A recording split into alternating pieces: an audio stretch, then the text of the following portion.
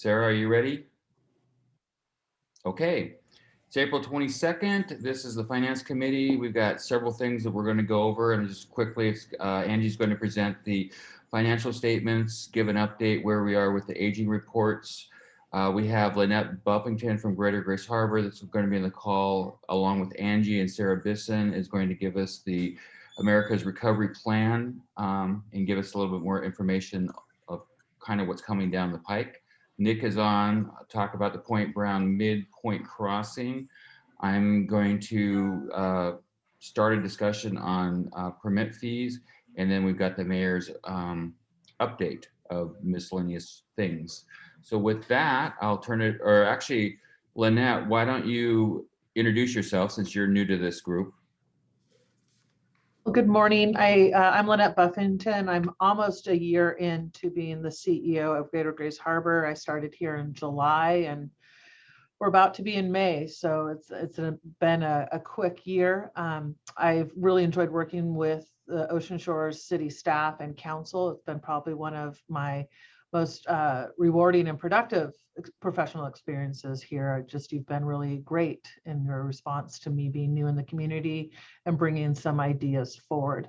I was asked to join the meeting today to talk about how Greater Grace Harbor is involved with economic recovery as related to ARPA, and even some of the stuff that's coming out of the state as a result of House Bill 1368, which was that very large recovery package that came out of the state. Thank you. And I do need to scoot off at about 10:30, and I don't know how that impacts things much with the agenda. I think we'll be okay. If need be, we can always move forward. We're kind of a little bit informal here. Okay, so I'll turn it over to Angie. Thank you. So Sarah, if you want to throw our agenda up on the screen, we'll start off by going through the March financial statements.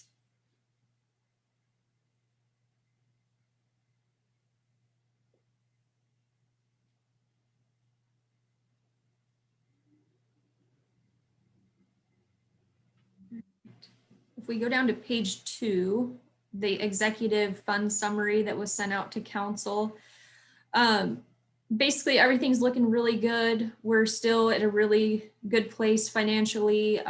This year's been, the numbers have just been really high. Some of our record months we've had over the past 4 months. Everything's trending on target. The only fund that is still, hurting is our shared utility fund, which we've talked about, I think, at every monthly meeting lately for a while. Later on, when we dive into the Rescue Plan Act discussion, I did prepare a loss analysis of what we lost in the 8 months for 2020, as well as the projected 8 months for 2021. The governor's utility shutoff order is through July right now. So we're going to lose at least 8 months of revenue for 2021. So Sarah Bisson will have those numbers to share once we get to that point in the agenda. I got our April sales and hotel motel tax numbers about 45 minutes ago. So I threw those into my spreadsheet real quick, and they're even better than the March numbers. So the sales tax was up 22% over 2020, and hotel motel tax was up 34%. So still seeing really great tax numbers coming in. It's just a really positive place. I'm really happy with where we're at with the financials right now. So any questions on those before we move on? Angie, just going back to the property tax. So what you sent out the March, it's showing 23. What you just gave me is 22. That was sales tax. Sales tax? Yep. So we went from 16 in March to 22 in April. Okay. And then hotel motel went from 17 in March to 34% in April.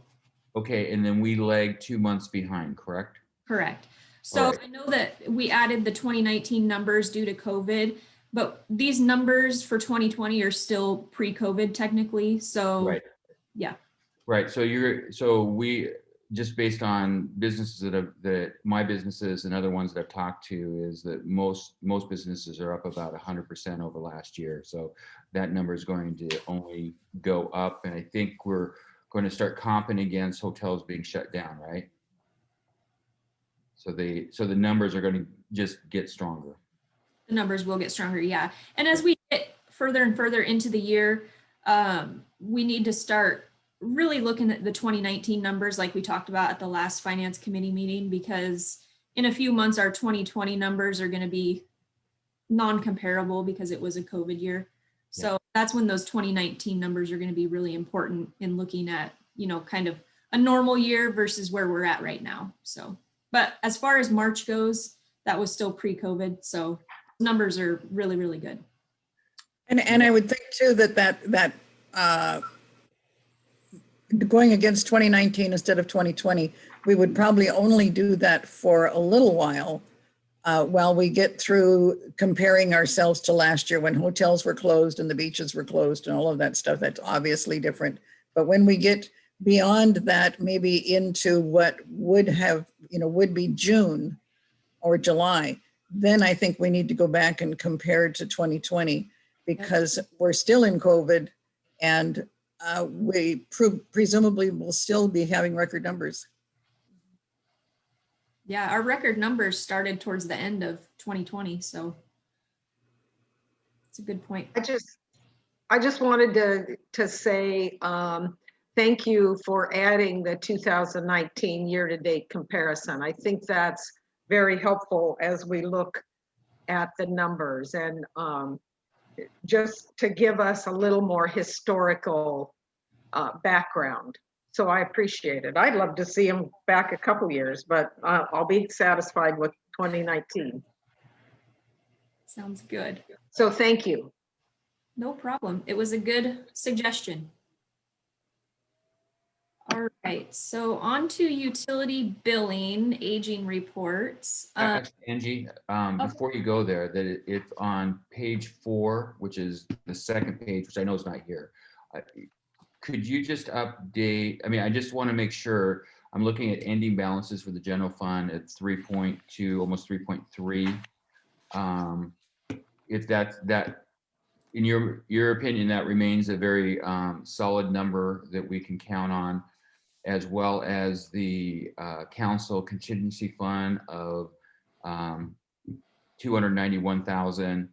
And then the other one was just are we doing anything with the excess on the lid this year? We did not budget anything as far as a lid surplus transfer. We will probably dive into that during our mid-biennial review to see where we're at. The discussions during the budget with the lid surplus was, now that we don't have any properties really to sell anymore, we're not seeing any revenue go into our LID administration fund anymore. So that's kind of why we've just been leaving the LID monies in there and not surplusing them, because we need to continue to pay the expenses for our, you know, our attorneys and our public finance who administers our LID.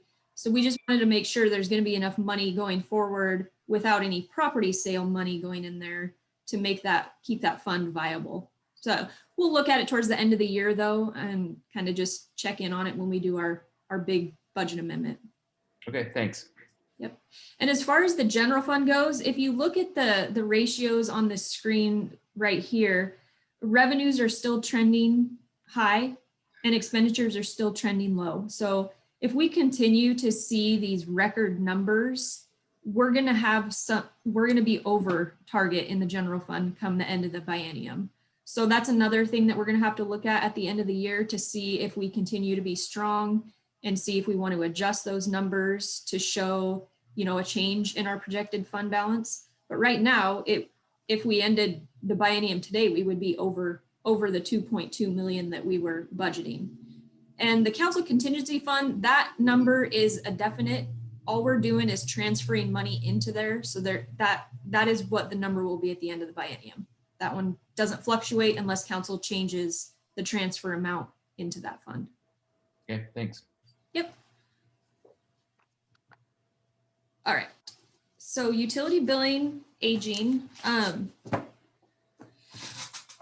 This is going to be kind of crucial as we start talking about rescue plan funding and options to help some of our citizens. Obviously, the thing I'm most concerned about in these reports are the residential over 120-day amounts. Like I mentioned earlier, the governor's order on not shutting off utilities goes through July.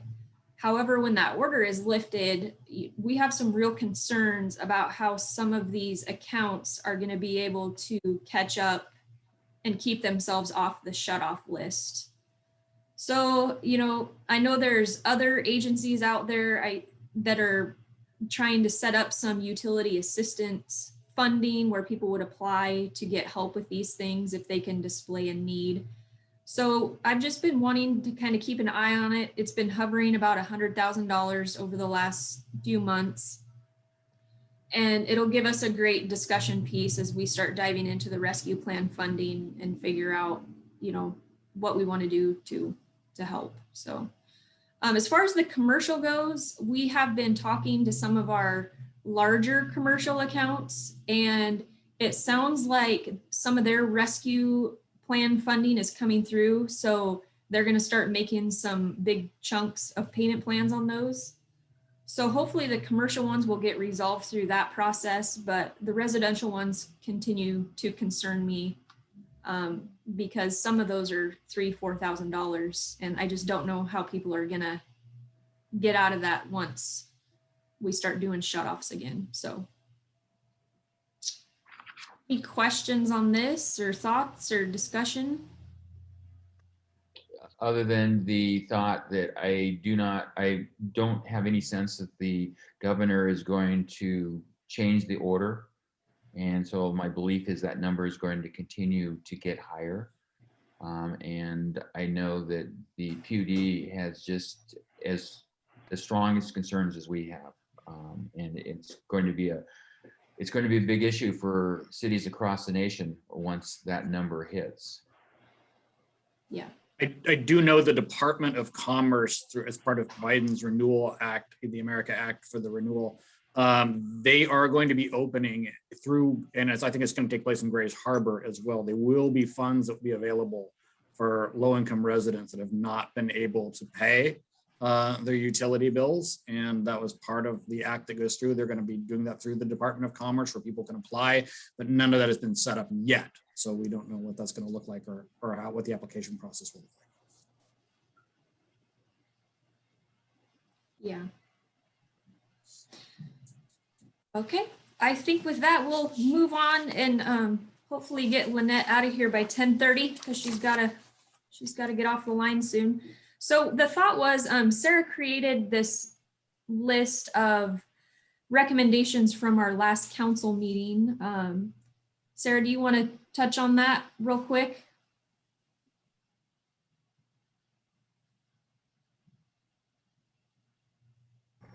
I couldn't unmute. I'm sorry. I just thought it would be beneficial because there's been a lot of conversations with as it pertains to the American Rescue Plan Act and kind of how the city council dove into it a little bit further at the last council meeting. I thought it would be a benefit to everybody to see where each council member sat and what their view was and what they should do. The general consensus was a study session when we had more information about how the funds could be distributed and how and for what. So it was just a little document I put together based on everybody's kind of bullet points through the meeting. And that's it. All right, so we did ask Lynette to be part of our meeting to talk about the Greater Grays Harbor business grants. So with that, I will turn it over to you, Lynette. Okay, great, thank you. I'd love to see that list if it's possible, Sarah, just to see what some of the concerns of council were. If that's able to be shared with me, I could get your guys' perspective and how we prioritize some of our responses. So just to give you a little bit of background, Greater Grays Harbor has administrated quite a few grants or been the mouthpiece for those grants and promoting them in the community. We know that there's businesses that need the grants that are not applying, and either because they choose not to or they are unaware of the grants. There are rarely cases of ineligibility. Ineligibility might be, you might make yourself ineligible by not completing the paperwork or not uploading the right documents and things like that.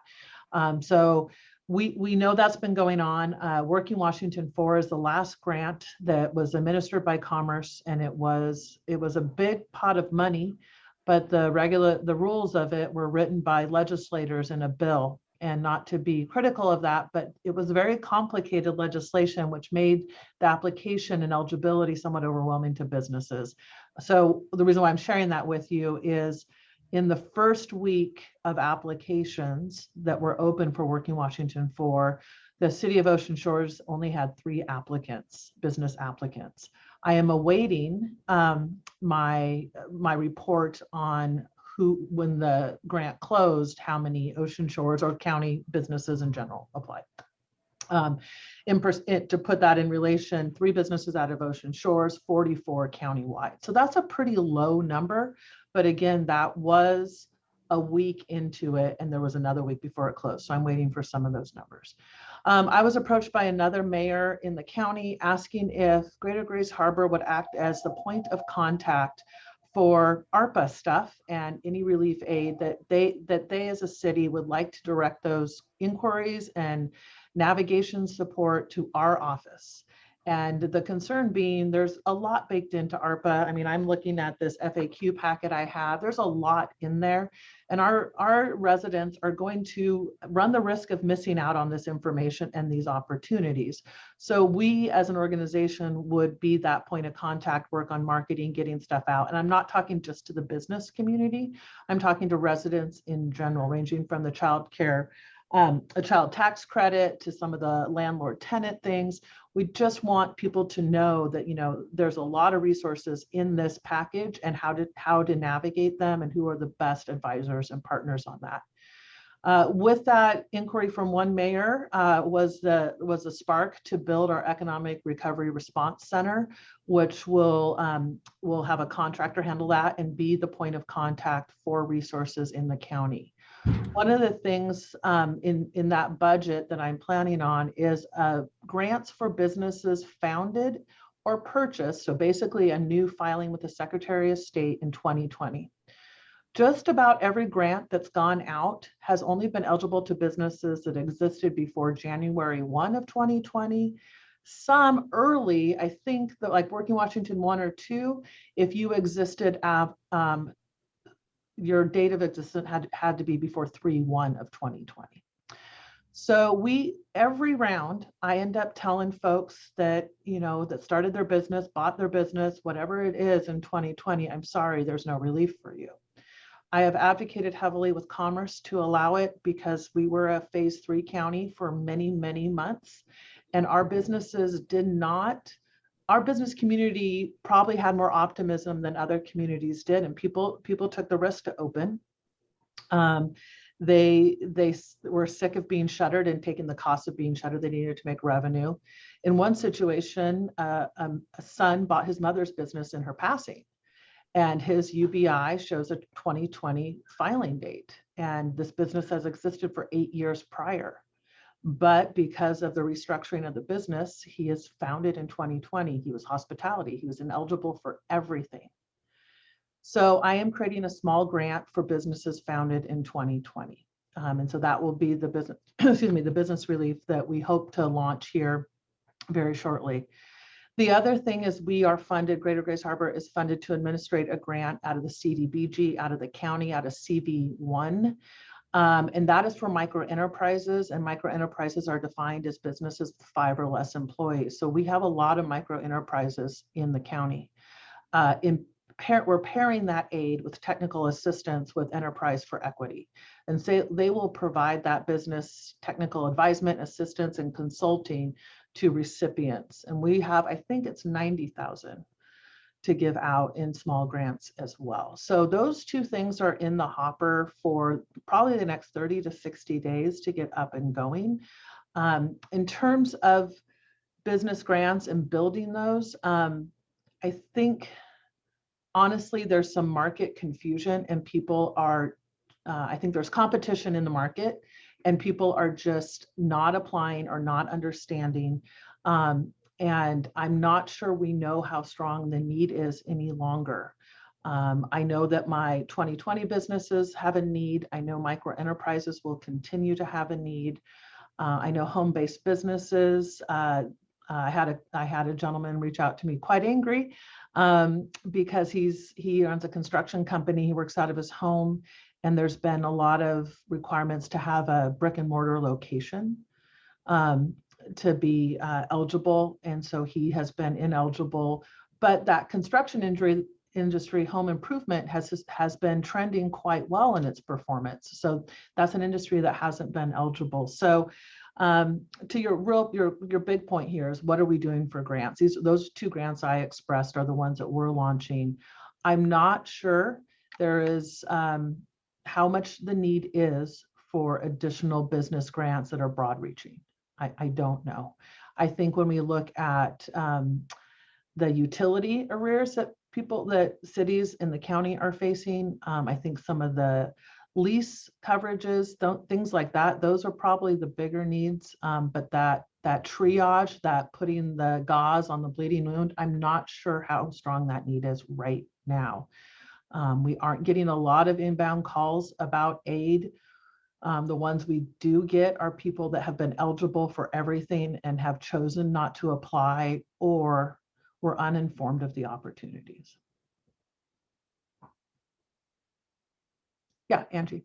I was just going to say that I think once the governor's order is lifted, that's when you're going to receive the influx of, my water's getting shut off. I have a $5,000 water bill. Please help me.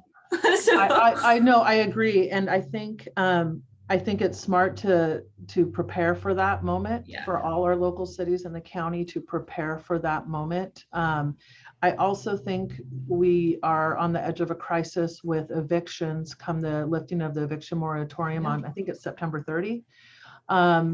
We know that landlords don't want to be landlords anymore. They had a rough go of it, and they want to get out of that business of it. So we're going to have a crisis of evictions, no open housing for people to transition to.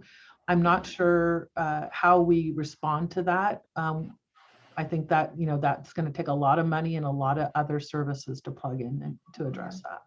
I know that we would be willing, if it helped the cause, if there was a program for utility assistance, we can reach out to those people that we're worried about and try to tell them, like, you need to get ahead of this because you want your water shut off or your PUD shut off in the middle of winter.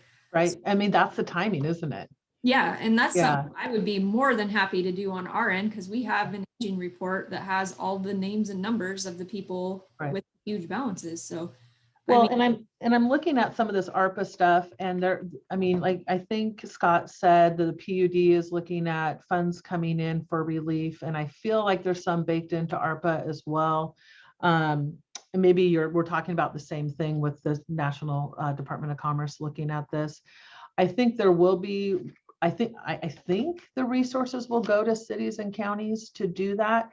But one of the roles that our Economic Recovery Resource Center would take on is informing folks of these resources.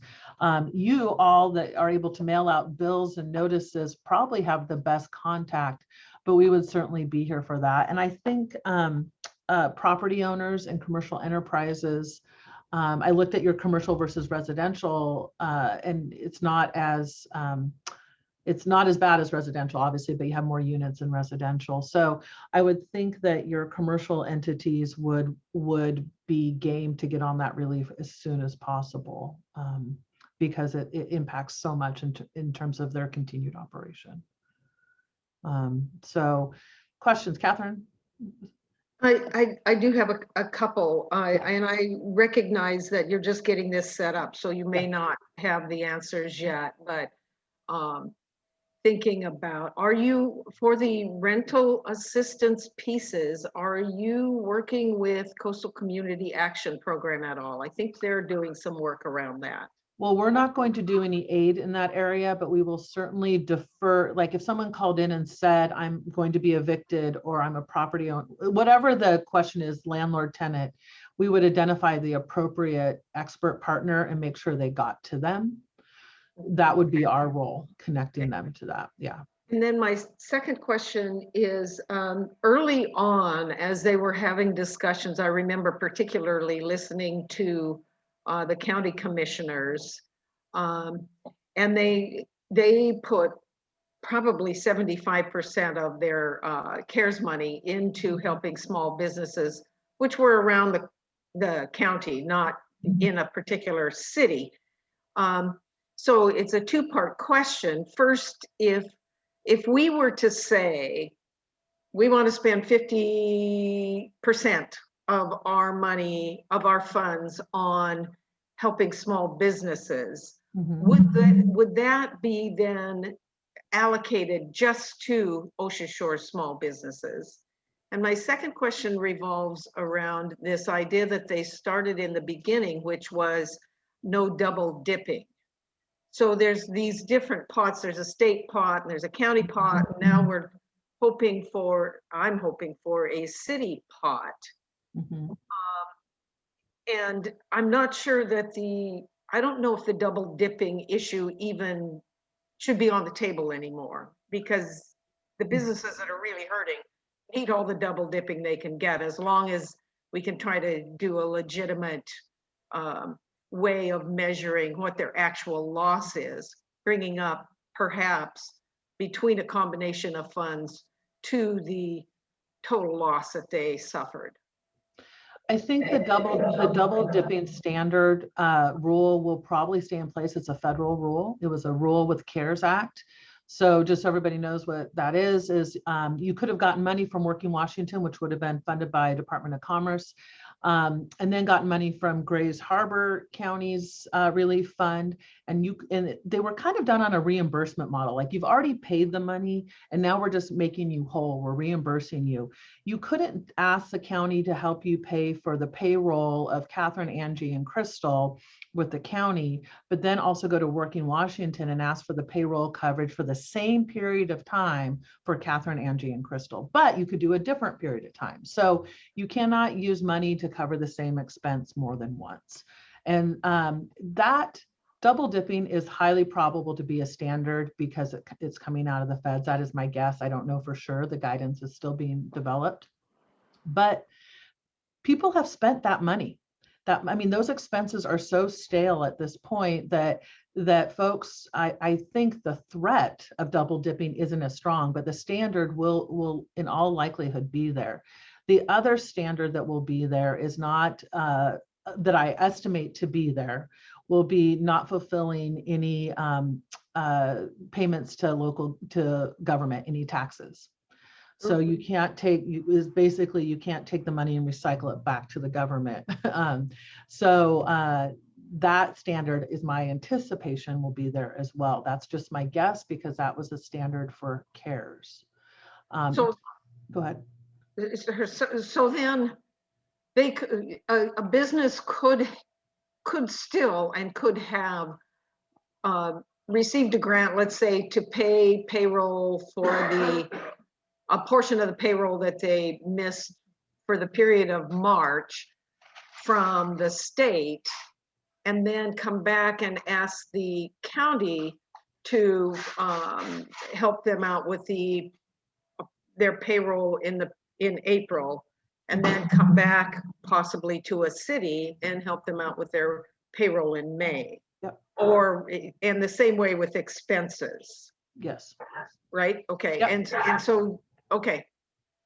Yep. And this is probably kind of I don't know if it's a crass question at this point.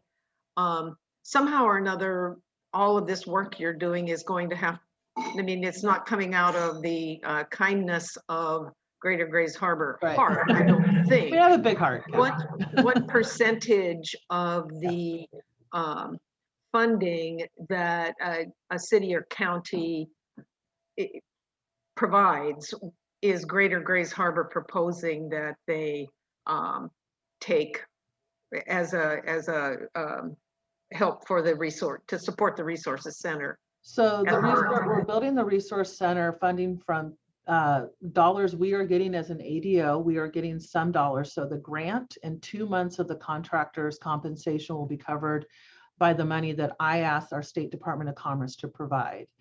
The rest of it, I'm asking every city to contribute $3,000 to continue the funding of the contractor through the end of September and pay for some items like enhancing our Zoom permissions, some small software costs. So that $3,000 per city will cover compensation, some small subscription costs, and probably a dedicated phone number for that individual. And so ask all my cities for $3,000, and then the administrative fee will be 20% of the total cost. So if I only get, and the county's dollar investment is a little bit higher. If I only get partial investment from the cities across the county, then I will, the administrative fee charged back to Greater Grays Harbor is 20% of that total. Does that make sense? So the cost of the program is $75,000. I think I have at 20% or 10,000. So I think I have the money back to Greater Grays Harbor between $7,000 and $10,000. But we're asking each city to contribute $3,000. And then the county I'm asking the county 20%? for $10,000. for 10,000, Mhm. okay, plus 20%. 10,000 covers that 20%. Oh, it covers. So what about the 3,000? Does that cover the 20%? Yep, that covers it. 3,000 is your only cost. Mayor? Okay. I was just gonna say, I think Lynette Yeah. needs to get off. I'm watching the clock here too. That's okay. I'm happy to ask questions because I know that was a little clunky in my answering there. So please don't hesitate to ask questions. Thanks. I saw Sarah Logan or Sarah Bison's hand up. It was That just, I was trying to be respectful of your Okay. time. Yeah, To go to yeah. this meeting. Okay, Angie. Too. Yeah. Same thing for me. I was Okay. just trying to make sure you saw it was after 10:30. Yeah. Yeah.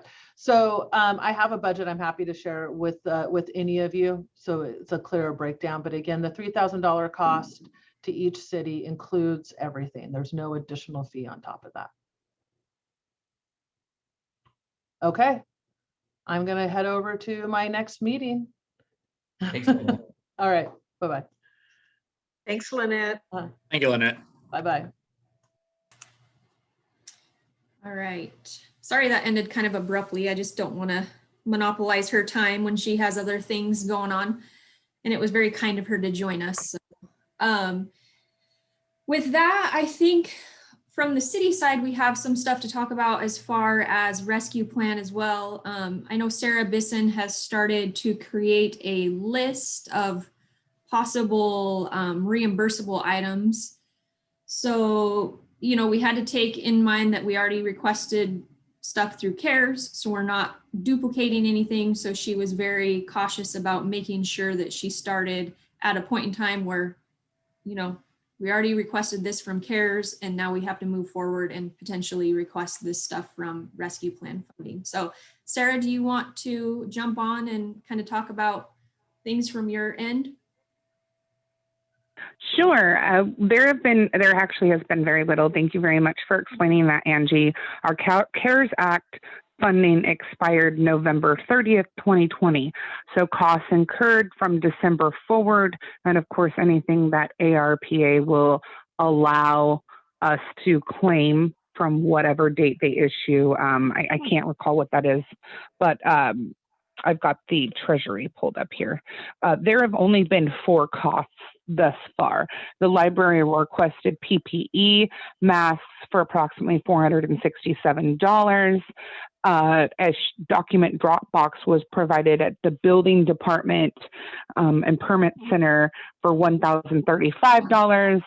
And those were the only departmental expenses that have been forwarded on listed as COVID-19 related from December 1st forward. So I think that the departments are kind of navigating through those costs and had anticipated them this last year with the PPE, the mass or the bulk mask purchase, things of that nature. The two costs that have been incurred citywide is COVID sick pay claimed from December 1st through April 15th is $35,105 for those individuals that needed to take time off. And the shared utility lost revenue generated by Angie's office and projected through August 31st, 2021. So this would be May 1st, 2020 through August 31st, 2021. That shared utility loss revenue was $157,937. So the total of those four expenses thus far is $194,544.75. This is a spreadsheet with those four items listed that I provided to Sarah so she can include in the packet after this meeting. That's all I have so far.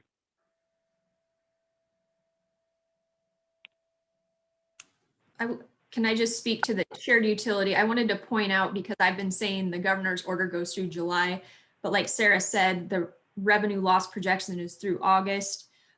July's bills aren't due until August, so we're not going to be collecting any penalties or shutoffs in August because it was based on July's bills. So there's a lag month there.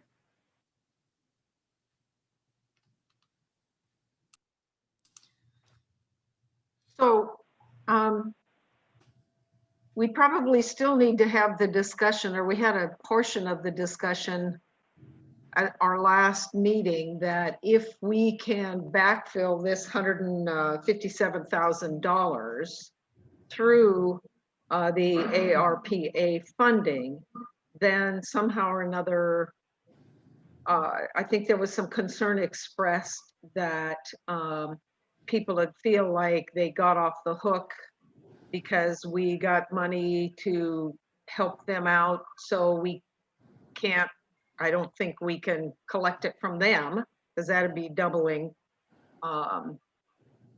So we kind of left that at, you know, sort of scammers being bad people. And so have we thought any more about how that could work? Yeah, I actually thought a lot about that, and the answer is an easy one. We haven't been assessing any fees on accounts. The governor's order says we cannot assess any penalties or shutoffs or any other fees on the accounts. So there's nothing to go back on the accounts and credit at this point. We just haven't been assessing them at all. So when it comes to, I know the rescue plan, the criteria says if it's either delayed funding or lost funding, this really is lost revenue. It's not delayed. We're never going to get it because it hasn't been assessed on those accounts since March of 2020. So there's nothing to go back on the accounts and write off if we get rescue plan money for it. It's just replacing the money that we're never going to get back. But that money that you're talking about is just for the penalties, not for the cost without penalty. I mean, it's like your bill is $200. The question is whether that can be written off as well. That would be part of the discussion as we get into the, do we want to help the customers that have these huge account balances? The shared utility is a totally separate issue than the aging issue. So the shared revenue fund is basically funded by utility transfers, as well as penalty money and shut-off fees, which is the big one. As far as the aging reports go, it's totally separate. So yes, if we did do a program through Greater Grays Harbor or however we did it, and people were able to get assistance, then we would have to go in those accounts and write that. Actually, we would get the money. So it would just be taking that money in and crediting their accounts. Right. Yeah. Right. Thanks. I think once again, we need to see kind of what eventuates and what opportunities there are out there. If people can get the money from another source to get themselves out of debt on those shared utilities, that would be great. And then I think we look at what could we do if there are some who are unable to do that or whatever. But we have time, and since the governor is unlikely to take this off right away. So this is a stupid question, I guess, because I haven't set on, I think this is just my third meeting. Angie, how much of the problem with the revenue for shared utilities is as nearly as you can tell, a direct result of not collecting those fines and penalties, and how much of it is sort of a conversation we need to have that would have to do with an allocation study and changing the allocations or increasing allocations from the different funds that pay into that? Does that question make sense? Yeah, so the revenue loss is about $10,000 every month that we can't assess the penalties and shut off fees. You'll remember at the end of last year, we did a budget amendment because the shared utility fund was going to be in the negative. So we already have pulled money from the utilities to cover that. When I saw this rescue plan funding criteria come out, I was like, this could solve our problem with the shared utility. Okay. It's not really fair to keep taking money from the utilities, which are already struggling because we have people not able to pay, to plug this hole that we have when we could technically use this rescue plan money for that specific purpose. And that's what it's intended for. So the more we take from the utilities, the more problem we have in the utilities. So when I saw the criteria come out, I was like, this could be a solution. I contacted the mayor right away and said, hey, can we add this to the list for discussion? This would be great because we're just getting further and further in a hole. And it's the more we tap the utilities, then we have to start talking about raising rates and things like that, which we don't want to do. So it's just, this seemed like a great way to help with that problem. Thank you. Yep. And I'll just throw in that Finance Committee, prior when we did the adjustments to the rates, worked on calculating to make sure that it was standing on its own, which it was and is. But then when people stopped paying, that's a big hit that couldn't have been projected for. So I'm in favor of using CARES money to do it, because it's just like a business that we truly lost business and it's not going to be recovered. And I'm sure that it'll be set through multiple cities will have the same process to go through there. But I do appreciate you keeping us in the loop, because if you just look at the numbers without understanding of how it works, that it'd be something that we wouldn't be ready for.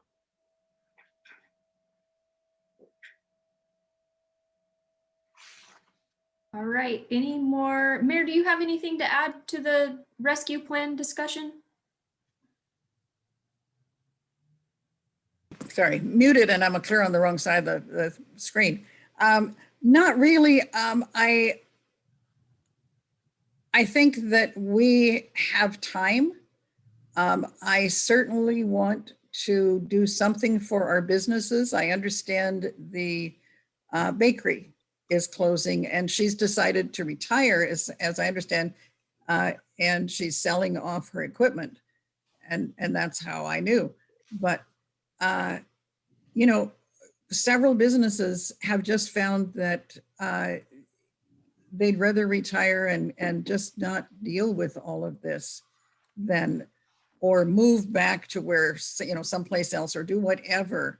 And so I think that we need to be really careful how we do it, but I do want to help are businesses who are not benefiting. I mean, as John said, some of the businesses are doing very well and have been. We've had record numbers on some businesses, but it's not across the board.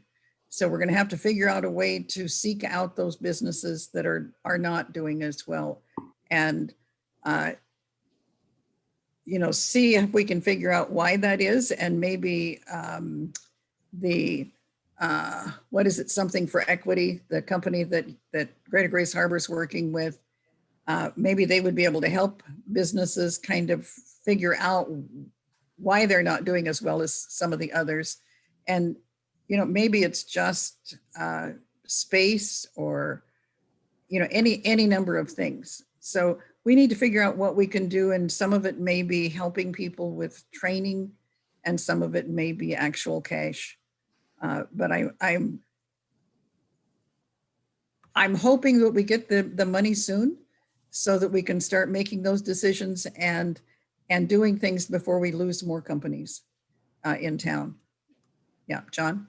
Well, I agree. And I think that one of the things that Lynette put, because in discussions, that something that we should consider are those businesses that are new businesses that opened after January 1st, 2020, because we've got some of those businesses in there and they really had the hardship because they didn't establish their business. And then the micro businesses, which are a lot of our single, 2 people that are working on it. And they are also the ones that have difficulties filling out the forms, because a lot of times they don't keep track of what their expenses are, which Lynette can help there. But I think if we focused on those 2, that probably would really help some of our smaller businesses that probably need more help. Just something to think about as we're walking through with it, because I agree with her point. A lot of the larger businesses don't meet the threshold of being impacted because we had a strong summer. So just something to think about.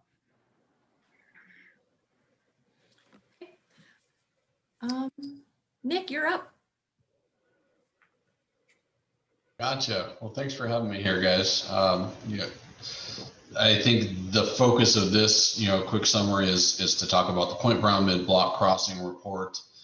So we met with the consultant yesterday to talk about kind of the final product, where we're at, what we're intended to do, kind of the framework for Monday night.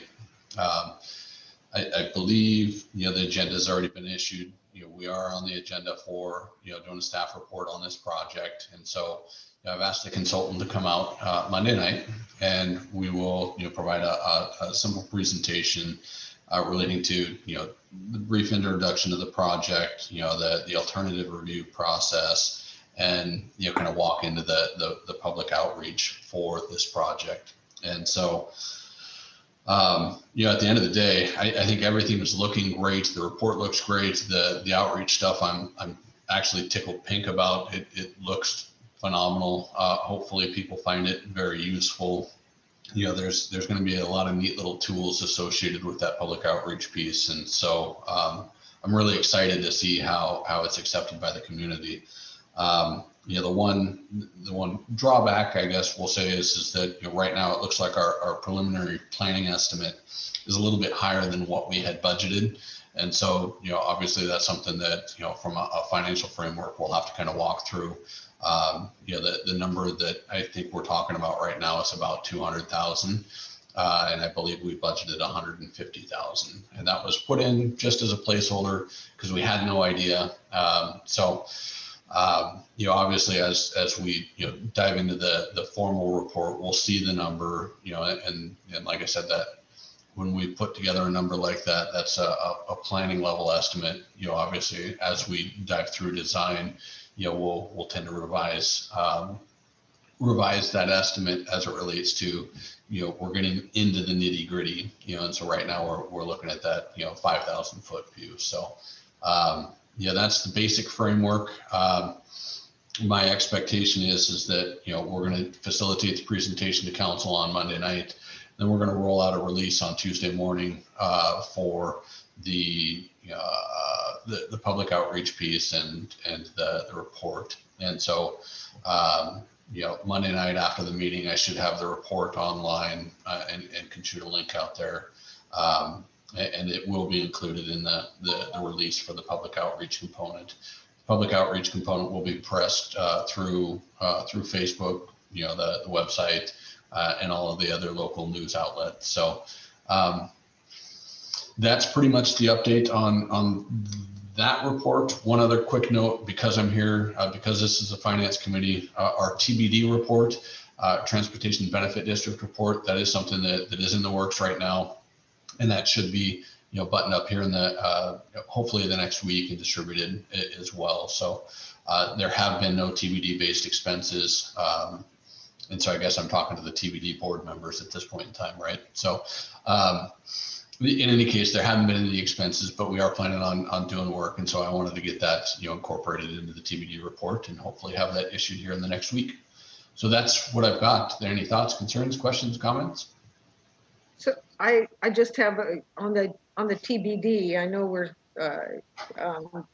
will that then be, will you recommend that for the agenda next time, for the agenda meeting?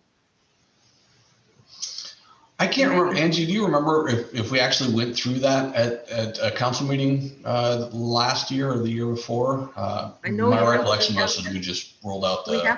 We have to have a yearly meeting. That's Oh, required by law. So I think it was, Yeah. we were late last year. I think that we, last year, we might have just made mention to it in one of the either or staff reports that it was posted and published and online and available. Yes, we can have we do need to have a TBD meeting at some point. We usually do it as part of the budget, so we'll figure out how to do that. Just seems like an appropriate time to have, to have the report and the meeting all in one, because they are, the council is the board, right? Yep. And can I ask Nick or Angie, what are we into with the consultants so far? That would be the only cost to date on the the Point Brown mid-block crossing study? Yeah, if you give me 2 seconds, I'll look it up. But yes, that is the only cost to date. I don't need an exact number. I just wonder the ballpark, what we're into, because that's going to come out of that 150,000, right? No. Oh, yeah. As far as what has already been authorized in the budget, you're correct. So that does come out of the 150. So our looking for the final agreements here.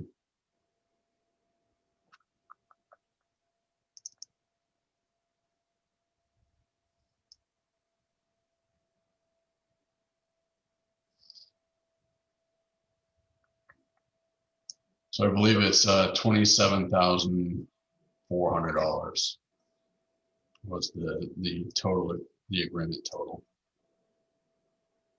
Okay. And I don't believe we've spent everything, but I believe we're getting close. We did have some budget left and thought it was appropriate to incorporate the public outreach piece. And so we utilized, the remaining budget on, heading that direction. And again, based on what I've seen, I feel like it's a very wise investment. And help me remember when council approved the consultant and who it is. Does anybody remember? It's SCJ Consulting or SCJ Alliance. And the contract was, I believe, executed in late summer of 2020.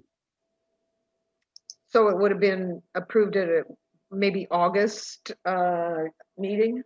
Yeah, I want to say June or July probably. And then we had to go through the chasing signatures down. I'll look it up. Thank you.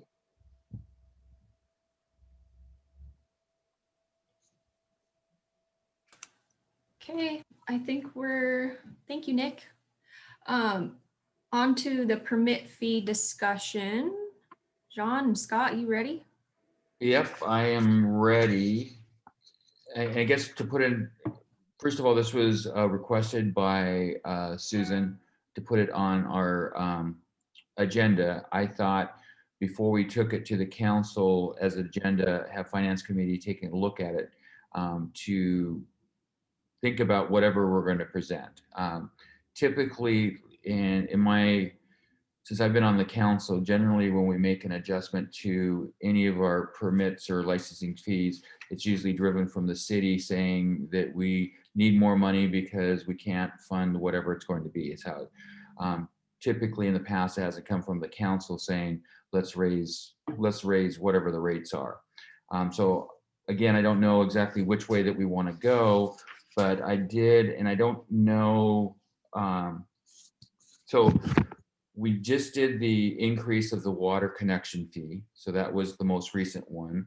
We did a adjustment for the lot clearing fee that was in June of 2019. And then we changed multiple items for the fees like zoning and things like that. And that was in May of 2018. And so that's kind of where we are. And there was a spreadsheet that I got from Sarah, which I don't know exactly where it came from, but it has 2021, and it breaks down all the different the building types and what the type of permits were with that. So Sarah, do you have that you could show, or? Yeah, just give me 1 second. And that's our city statistics page on the Okay. website, and it has the various departments and their statistical status. But give me 1 second and I'll get it up to share.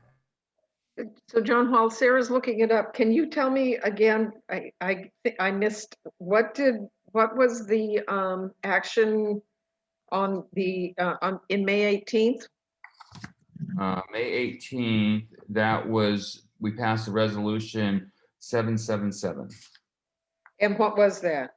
That has different fees for like change of zone, zoning appeal, variance, conditional use, etc.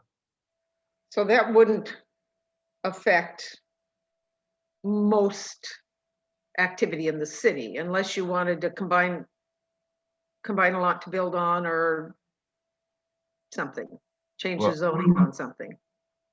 I think, and Nick, since he's on the phone, probably could, or on the Zoom, could elaborate. Because I'm thinking of like there's boundary line adjustments, shed on a vacant lot. So those are exceptions. Okay, got it. Yeah, just to jump in there, the resolution that was adopted then is principally land use related activities. And so there's two different structures that you're talking about here. One is building permits, and the other is land use related. And so land use related meaning clearing, shoreline substantial development, boundary line adjustments, subdivisions, variances, conditional use. There's a variety of different land use related components that that's what that one had addressed. And so does that help clear things up, John? That helps. And so then from your point of view, because we've got the building permits there. So if we're going to look at redoing permits, where do we get the list of the permits? I mean, what we would be looking at changing? This is a good play, because John, I think you outlined the issue really well, especially like how you discussed it, coming from council. So I can give you like sort of the city overview from the perspective of our office of building and permitting, because I've been speaking with them about this issue.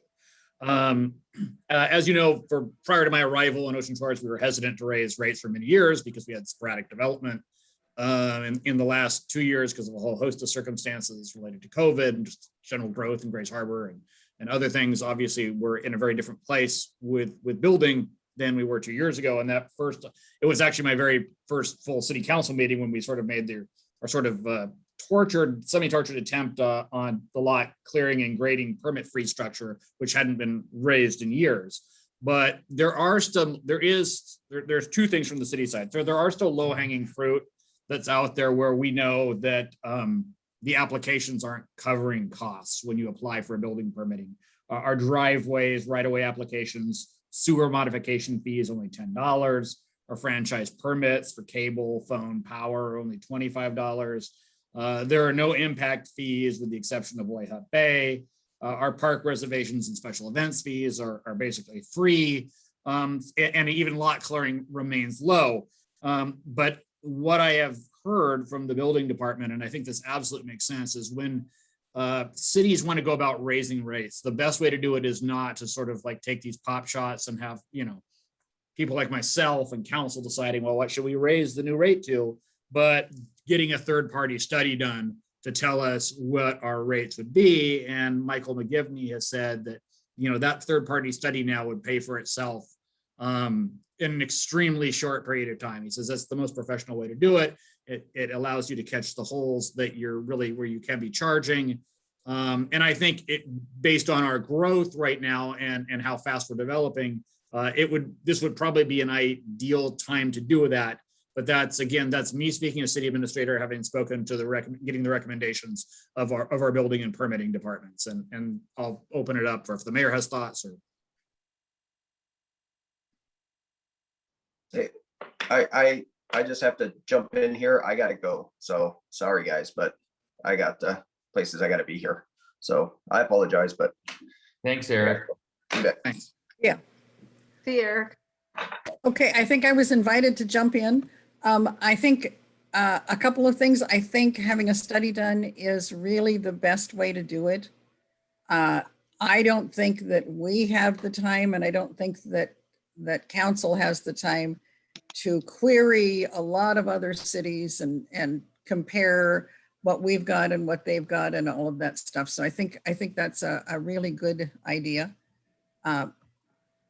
And we talked about impact fees. We are not gosh, I can't remember the word. We don't operate under the Growth Management Act. Right. And so we cannot do impact fees except, for instance, where we entered into an agreement with Oyhut Bay for development, and that was part of the negotiated thing that we could do. But we cannot otherwise do that. Now, whether we could do impact fees on other negotiated agreements, I don't think we have very many, but it's why it's so limited. And it would be nice if we could. Well, can I say that to sort of build on the impact fees, I looked at that growth management requirement a few years ago. And while you can't do impact fees, you can do mitigation fees. So I'm not saying we should, but if, for example, we had mitigation fees in place when Dollar General were built, we could have done some mitigation maybe around sidewalks or the extra pressure they put on the sewer and the water system, if any. So there is a way of doing fees above and beyond just a permit fee, but they're mitigation fees. Right, I agree. I would like just to be more straightforward and say, any new business is going to do sidewalks and they're going to do this and do that. I think that would be a better way. But you're right. There are ways of skinning this cat. Yeah, and I agree with you. I think any new business that comes in ought to do their own sidewalks. I think so too. And but having them do sidewalks when there are no other sidewalks is kind of an interesting thing. I mean, I guess eventually you'd get sidewalks, but right.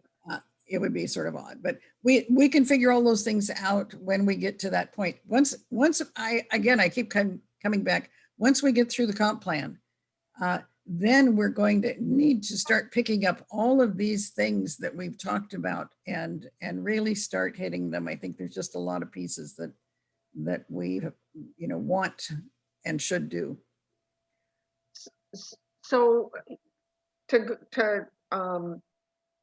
follow up on the third-party study suggestion, which I think I agree with, doing a larger umbrella of looking at all of our fees. How would that, I assume you'd do a request for proposals and go through all of that process.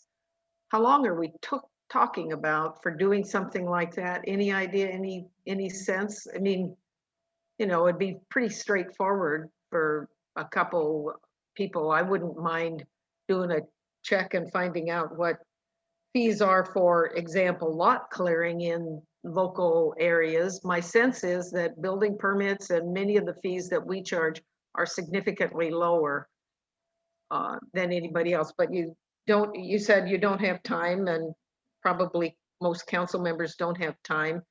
I think a third-party study by a professional is probably a smart way to go, but I don't want this taking a lot of time. I think we're going to be wrapped up with the comp plan in a month or two, aren't we?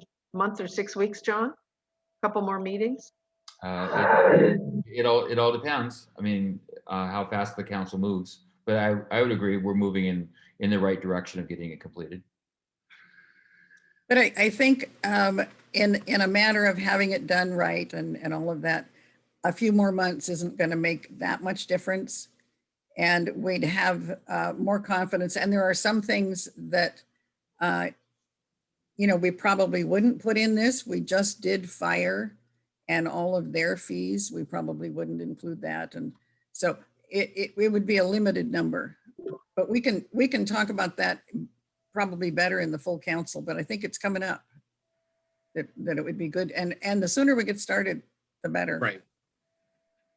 And I do like having a third party to take a look at it, because it would take the argument out and still give us the time to have public input of whatever we decide to do. I think we run a risk when, if to whoever said it, we pick one thing and it's going to cause other issues with it. So I would be in favor of looking to see what that cost would be. And Mike is probably right.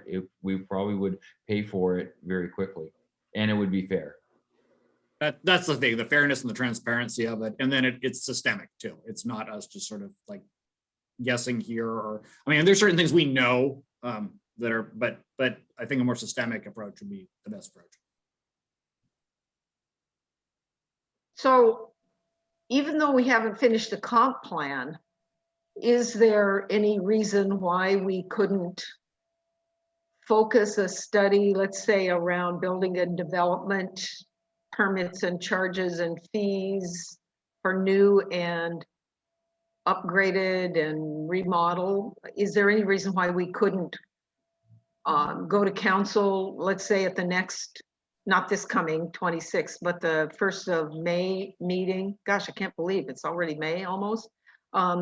And talk about a study and at least get the process started. It takes a month at least to even get somebody do the announcements and the RFQs, any of that. Is there any reason why we couldn't go forward with that piece, even if the comp plan isn't finished?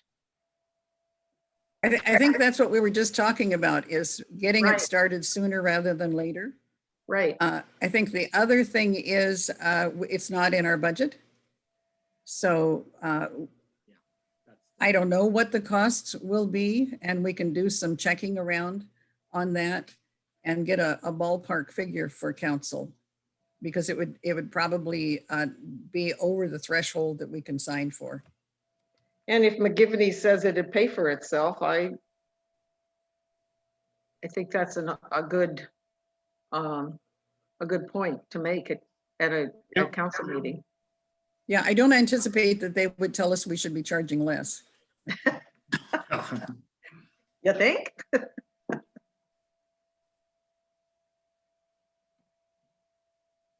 All right.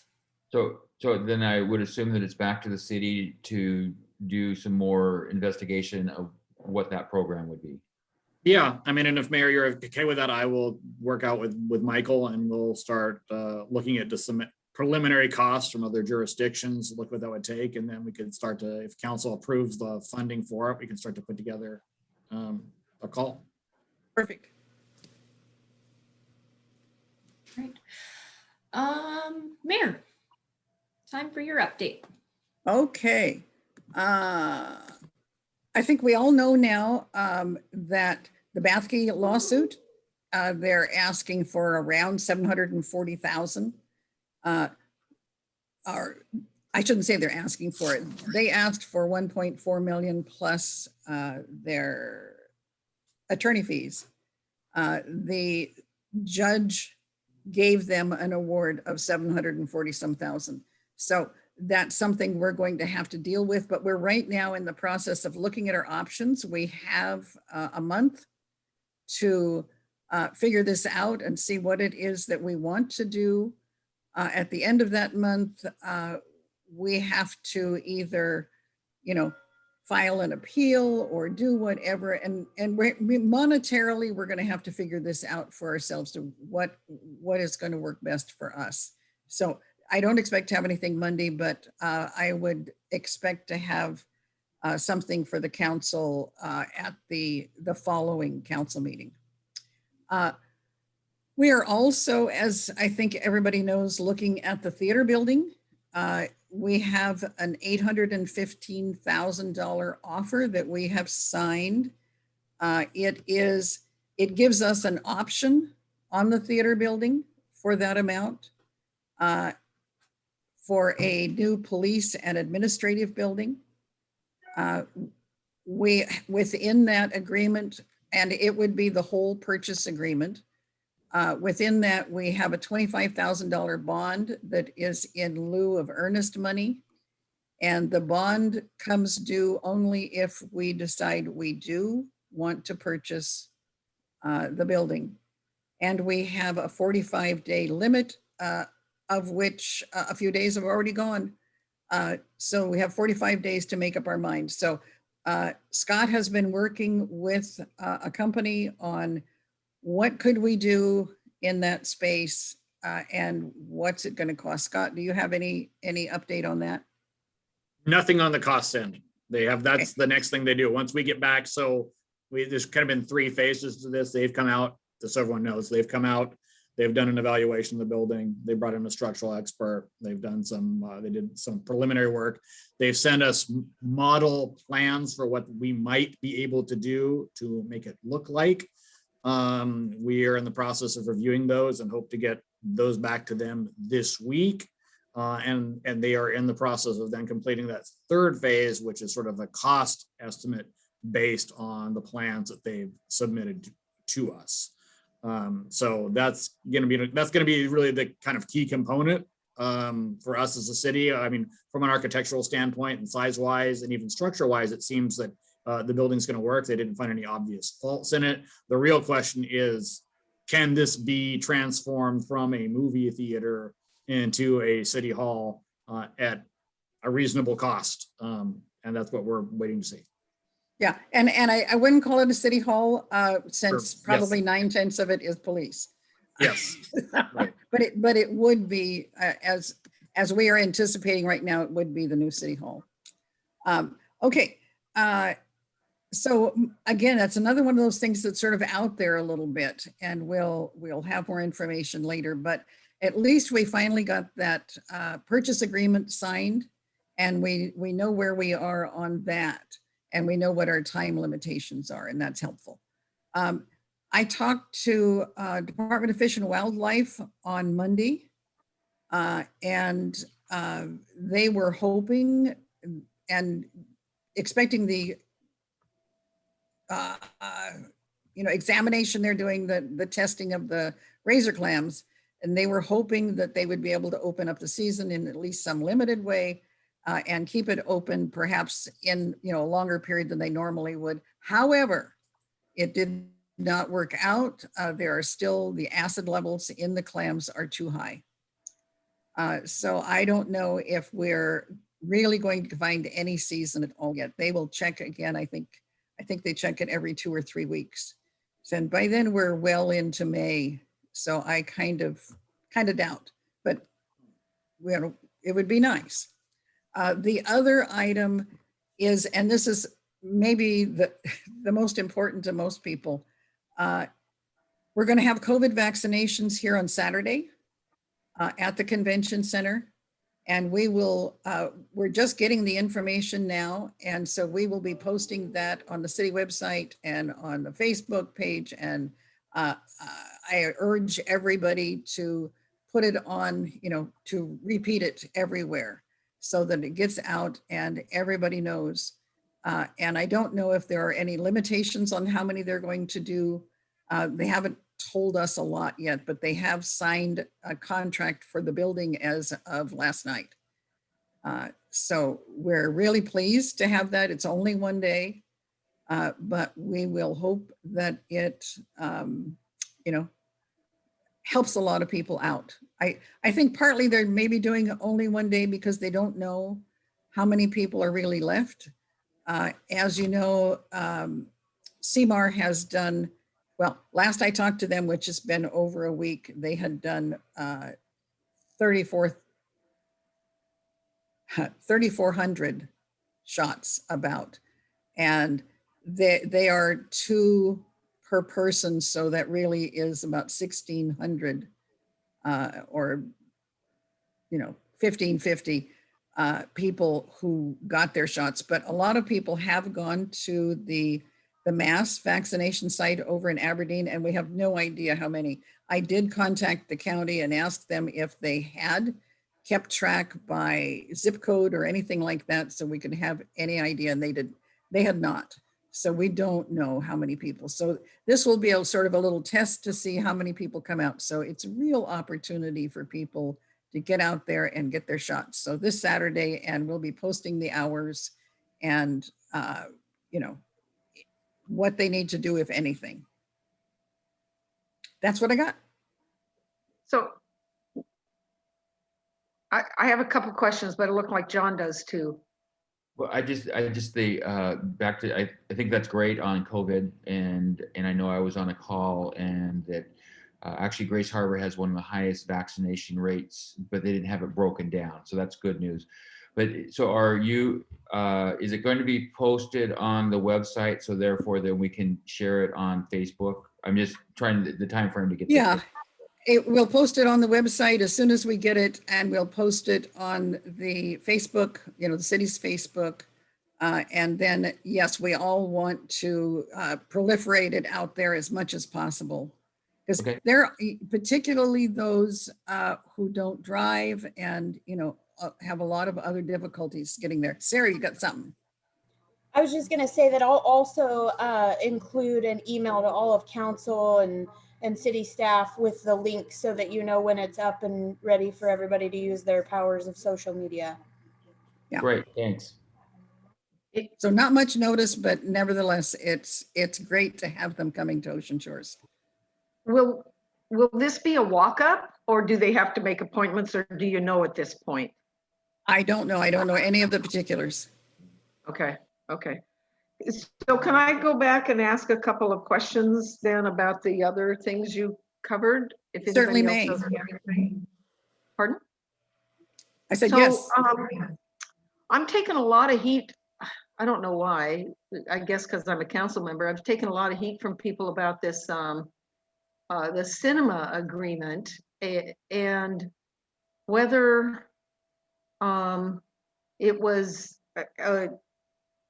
action. I mean,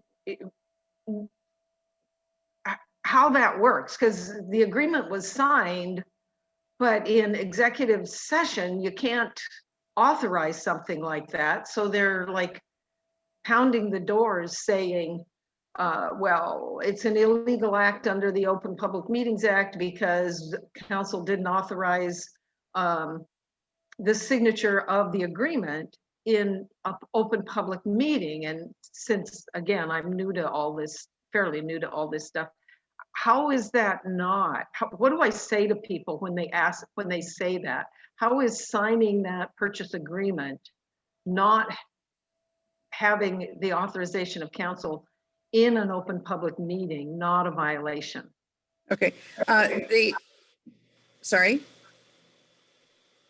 Okay, the agreement itself is not binding. If we choose not to purchase it for any reason, we're out. There's not a cost involved. And our attorney was in the meeting, in the executive session with us, and he managed that meeting. And he brought us through under all of the rules. So I'm quite sure we did not violate the rules. And one of the difficulties when you're buying property, and one of the reasons they allow you to discuss it under executive session, which you can't discuss everything, but you can, that is you want to talk about price and all of those things to make sure that everybody knows what the asking price is and all of that sort of thing and what you're planning on doing. But we did not ask, nor did the council approve that we do this. The council did not, however, disapprove either. So that allowed us to go forward and do this non-binding agreement. Okay. And then just on another question I keep getting asked is on the Bathke case.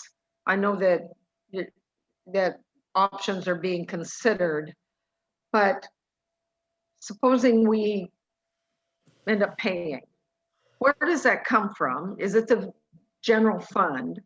Do we pay it in one lump sum? Do we pay it over time? They're talking about a 12% interest. Can you address that?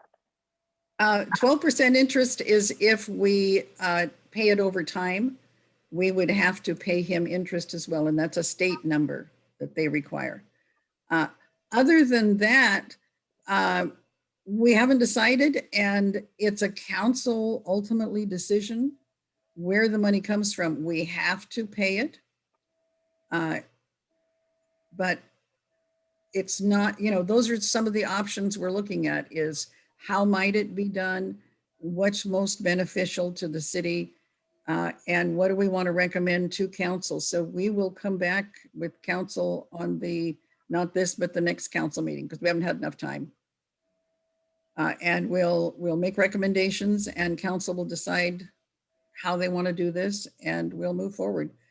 Can I Okay. add a little piece to that? Yeah. I know there's some concern that all this came out right as our EMS levy kind of hit mailboxes. I just wanted to reiterate that there's only certain monies we can use to pay this, and EMS is not one of them. It's Right. illegal to use levy money to pay for litigation issues.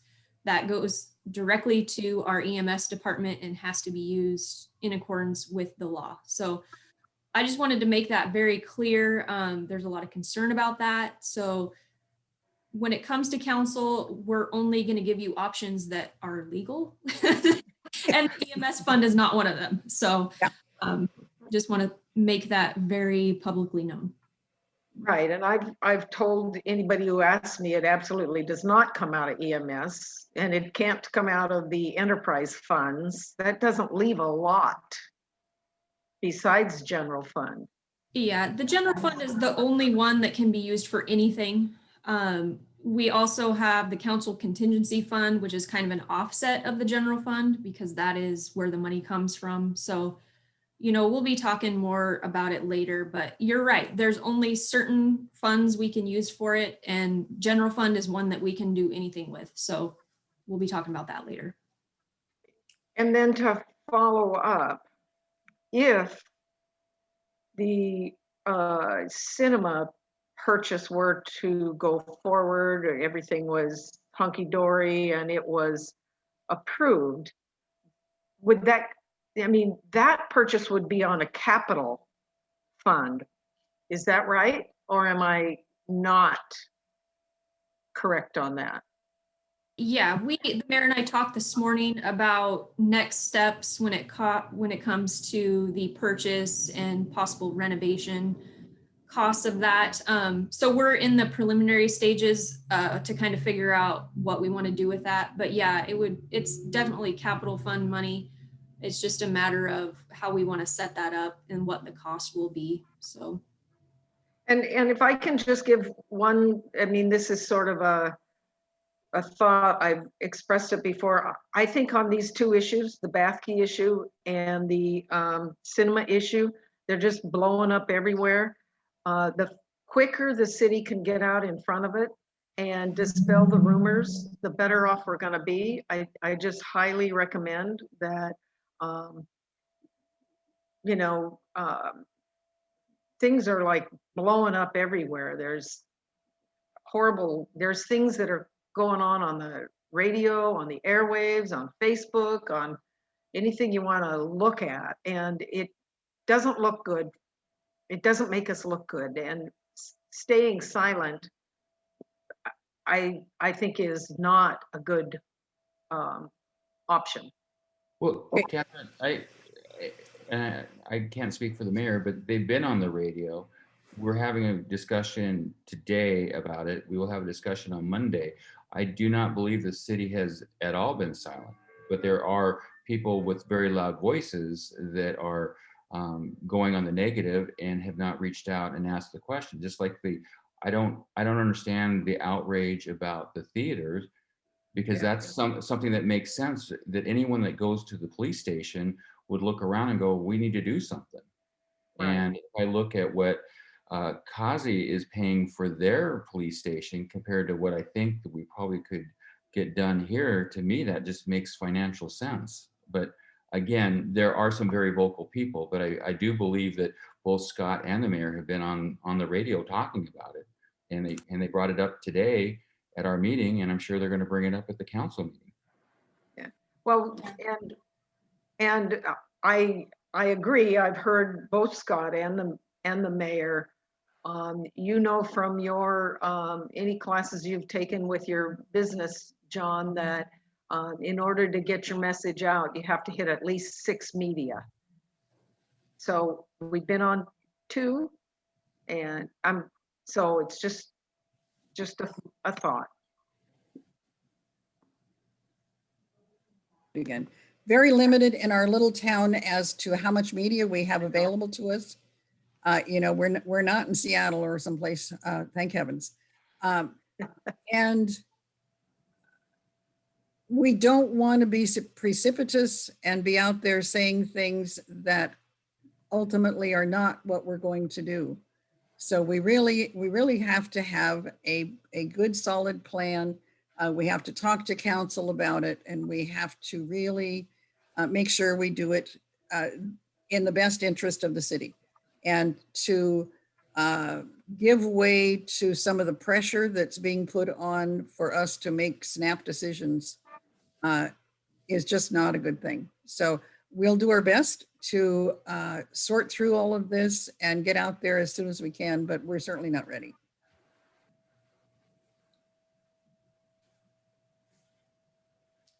All right. Anything else before we wrap it up?